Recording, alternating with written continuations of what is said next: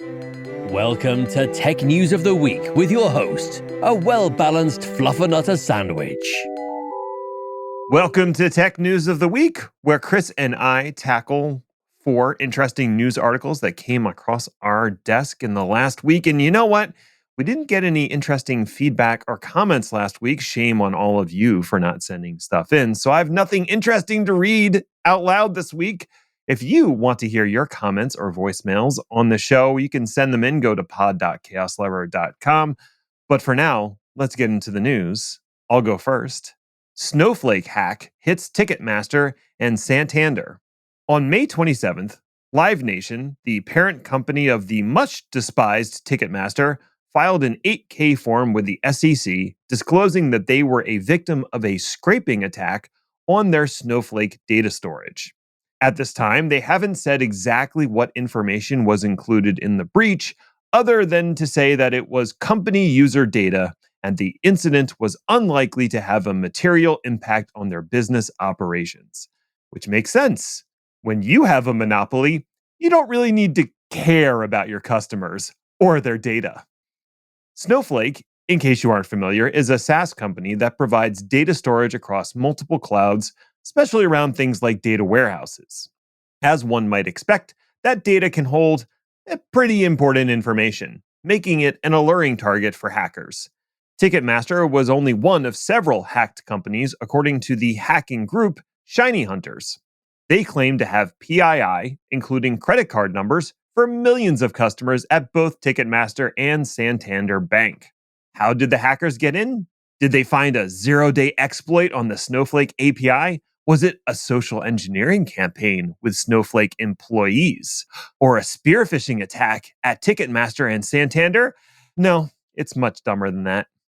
As is so often the case, hackers gained access through compromised credentials that didn't have MFA enabled. Tale as old as time, sad trombone, womp womp. While this certainly is the responsibility of Ticketmaster, it should have had MFA enabled and have been tracking access to their Snowflake data. Really, how do you miss millions of records being scraped with sensitive data? We cannot hold Snowflake entirely blameless. MFA should be a requirement for all production accounts, no exceptions. Such a simple requirement could keep these hacking attempts from snowballing out of control. Think that was clever, don't you? I do. Microsoft Spyware Enablement Tool recall compromised by many people immediately. So, Microsoft recall. We talked about this a little bit a mere 2 weeks ago. Yep. Recall's the one where Microsoft proudly announced that they would be taking photos of your desktop every 5 seconds, then, using AI, scanning those photos to tag everything that's going on, and keeping that information in an SQLite, is that how you pronounce that? Sure. SQLite database on your computer for future searchability. According to Microsoft, everything stays on your computer and everything is completely secure. Well, seems like that statement is only half right. Okay. At this point, it really truly seems like recall does not call home. Oh. So, golf clap there.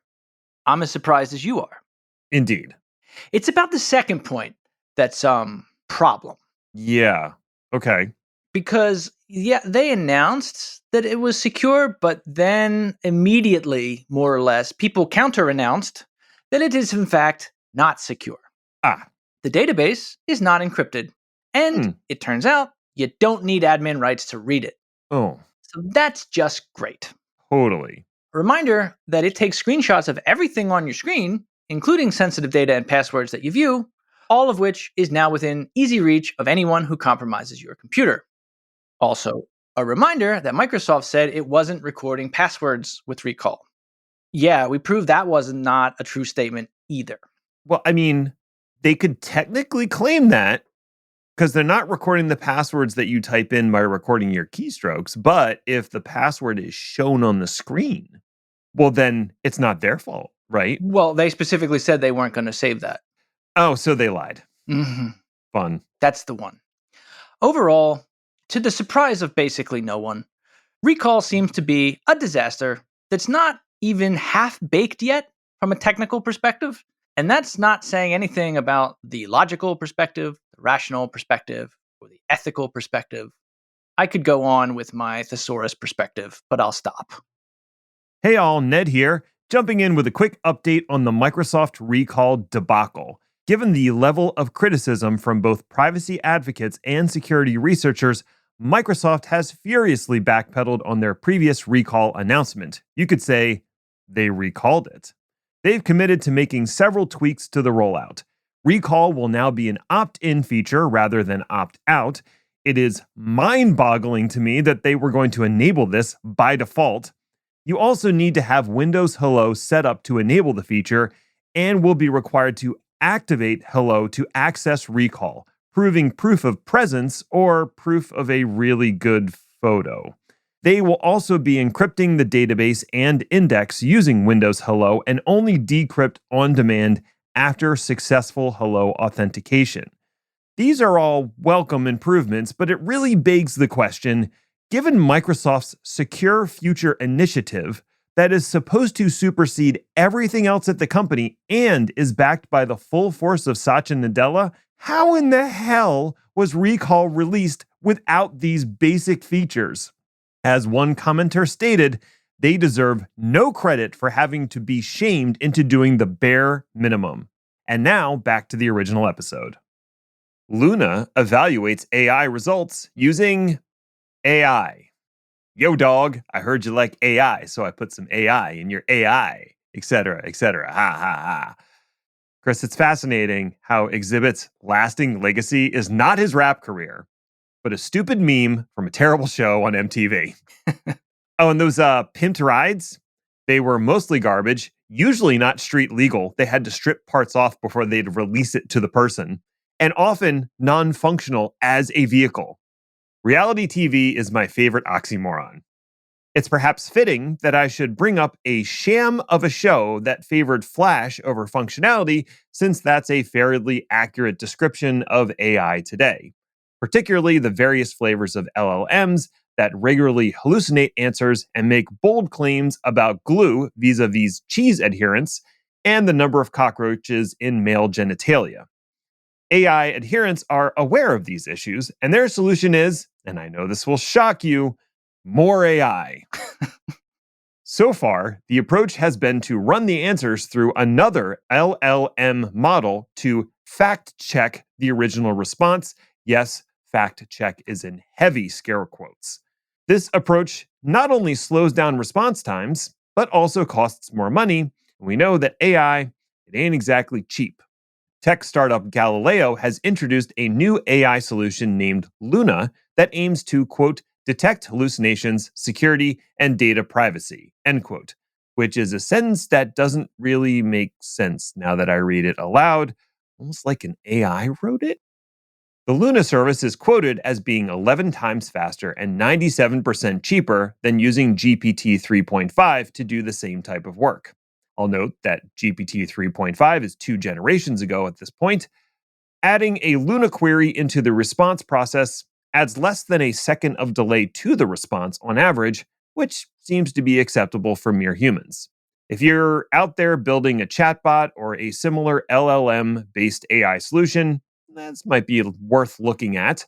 I, for one, will be busy slathering my large pie with Elmer's glue and a sprinkling of rocks to meet my RRDA, the recommended rock daily allowance. It makes perfect sense. You are, in fact, a rhinoceros.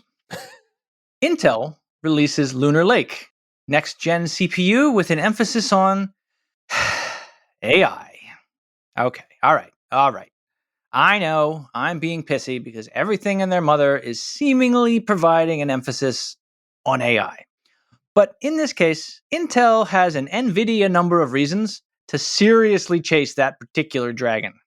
The chip line is out just 1 year after Meteor Lake, which is already unusual. Mm-hmm.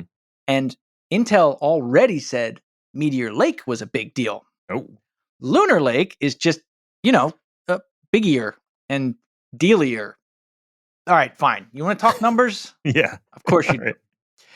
Intel's announcement states a 14% faster CPU performance, 50% better graphics performance, and an AI accelerator module that is 3 times larger than the previous model.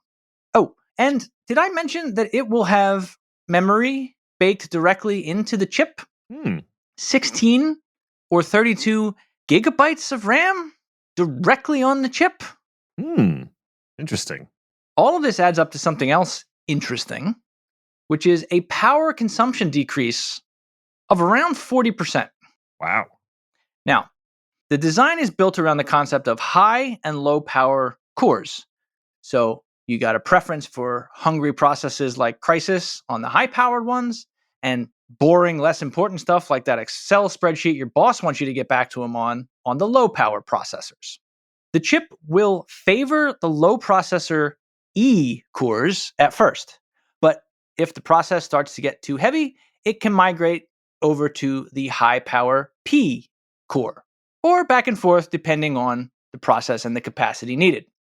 Also, to the blessed relief of VMware engineers everywhere, the chip entirely does away with the concept of hyperthreading. Oh, thank God. Only about 10 models too late. Overall, the stats on this chip sound bonkers and is way more power than I will ever realistically need. Naturally, of course, this means I want like 10 of them. Get 11. It's one more. All right, that's it. We're done. Go away now. Bye.